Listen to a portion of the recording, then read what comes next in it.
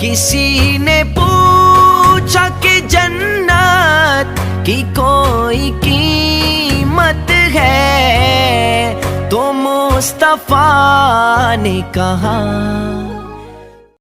نعت پڑھنے لگے، عطائے رب کے طلبگار نعت پڑھنے لگے، شفا کے واسطے بیمار نعت پڑھنے لگے۔ تڑپ کر کہیں سبحان اللہ۔ عطائے رب کے طلبگار نعت پڑھنے لگے، شفا کے واسطے بیمار نعت پڑھنے لگے۔ اگر یہ جان لے یوسف میں حسن کس کا ہے، اگر یہ جان لے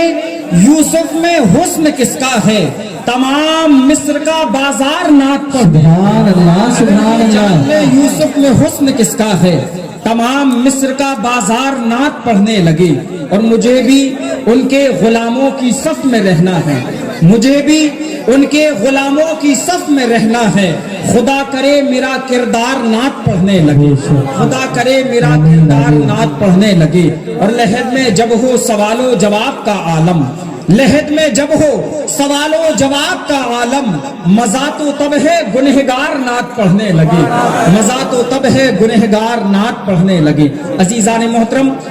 سب کا وقت یہاں سے ختم ہوتا ہے اور اب انتظار کی آپ کی گھڑیاں بھی ختم ہوتی ہیں، اور ہمارے پاس منبر نور پر ایک ایسی عظیم شخصیت تشریف فرما ہے۔ میں نہیں چاہتا کہ علم و عرفان میں ڈوبی ہوئی نادر گفتگو کی انمول کتاب آپ کی سماعتوں کی لائبریری تک پہنچنے میں کوئی رکاوٹ پیدا ہو، اس لیے میں ایک ایسے یہ عرض کروں کہ ہمارے پاس منبر نور پر ایک ایسی شخصیت جلوہ فرما ہے جن کے چہرے کی زیارت آپ اپنی ماتھے کی نگاہوں سے کر رہی ہے، جس نے ایک قلیل مدت میں، اتنے کم وقت میں، صرف 1 2 یا 4 5 شہر میں نہیں بلکہ پورے ہندوستان کی اہل سنت کی عوام کو عشق مصطفیٰ کا جام بھر بھر کے جس نے پلایا ہے، جس نے اپنی گفتگو کے ذریعے نوجوان لوگوں کے دلوں میں عشق مصطفی کا چراغ روشن کر دیا ہے، اور نہ جانے کتنے لوگوں کی اپنی گفتگو کے ذریعے اصلاح فرمائی ہے، اور اپنے اس تبلیغی دورے کی وجہ سے جنہیں آج سارے ہندوستان میں جانا اور پہچانا جانتا ہے۔ میں یہ عرض کروں کہ ایک ایسا مقرر جو اپنی انگلی سے زندگی کی کینوس پر سچ کی تصویر بنانے کا ماہر ہے، اور اگر علم کے حوالے سے کہا جائے تو جسے علم و ادب کا چلتا پھرتا ادارہ کہا جا سکتا ہے، وہ شخصیت کوئی تعارف کی محتاج نہیں ہے۔ بس اتنا عرض کروں گا کہ آئیے اس مہمان کو بڑے ادب و احترام کے ساتھ اس کی بارگاہ میں عریضہ پیش کرتے ہوئے آپ کی سماعتوں کے حوالے کروں۔ جس طرح سے سارے ہندوستان کے مختلف شہروں میں اس نے اپنی آواز کا، اپنی خطابت کا جادو بکھیرا ہے، آج ہم بھی اور اہل دھولپور کا ایک ایک فرد ان کی خطابت سے اپنے قلوب کو منور و مجلہ کرے گا۔ اور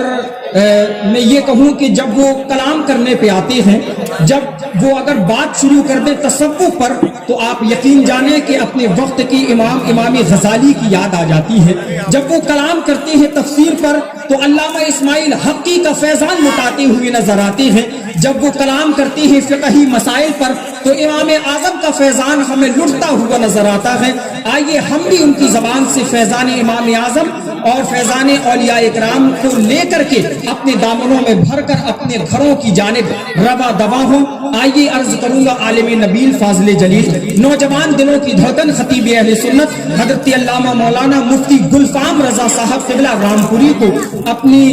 ان اشعار کے شامیانے تلے میں آپ کی ذہین سماعتوں کے حوالے کرنا چاہتا ہوں۔ اگر آپ سننے کے لیے تیار ہیں تو ایک مرتبہ دونوں ہاتھوں کو اٹھا کر کے بول دیں یا رسول اللہ، اور کہیں یا رسول اللہ۔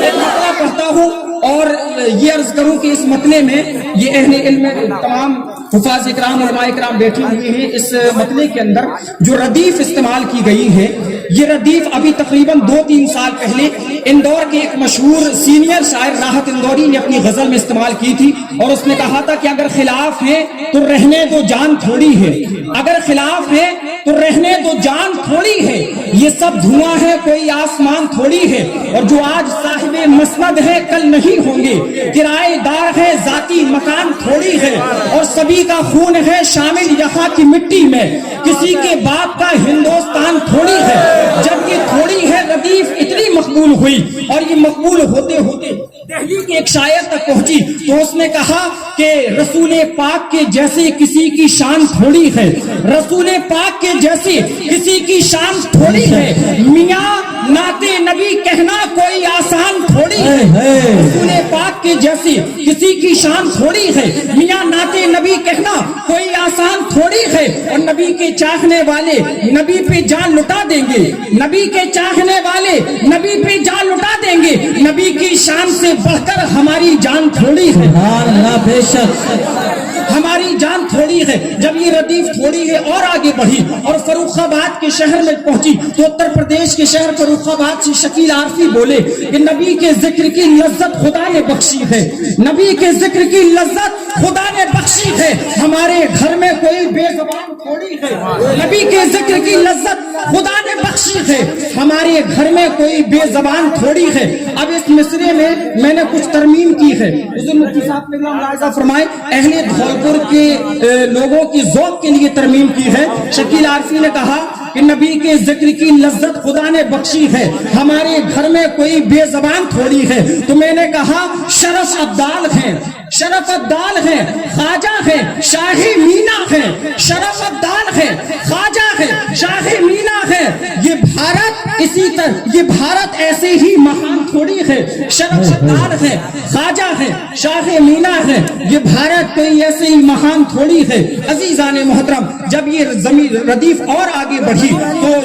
فروخ آباد سے چل کر جب یہ اتر پردیش کے شہر باغی ضلع جالون میں پہنچی تو وہاں سے مولانا شاہد مصباحی صاحب بولے کہ زمانے بھر میں کسی کی ایسی شان تھوڑی ہے، زمانے بھر میں کسی کی ایسی شان تھوڑی ہے، سگے طیبہ سے پیاری اور کوئی پہچان تھوڑی بے شک، سبحان زمانے اللہ، بھر میں ایسی کوئی شان کسی کی شان تھوڑی ہے، سگے طیبہ سے بڑھ کر اور کوئی پہچان تھوڑی ہے۔ جب یہ اور آگے ردیف بڑھی تو مولانا شاہد صاحب بولے کہ سگے طیبہ سے بڑھ کر اور کوئی پہچان تھوڑی ہے، اور جو کہتے ہیں کہ نعت نبی کیوں لکھتے ہو وہ سن لیں، جو کہتے ہیں کہ نعت نبی کیوں لکھتے ہو وہ سن لیں، ثنائے شاہ سے بڑھ کر کوئی عنوان تھوڑی ہے، بے شک، ثنائے شاہ سے بڑھ کر کوئی عنوان تھوڑی ہے۔ عزیزان محترم، بات بہت لمبی نکل گئی، المختصر آئیے حضور مفتی صاحب کا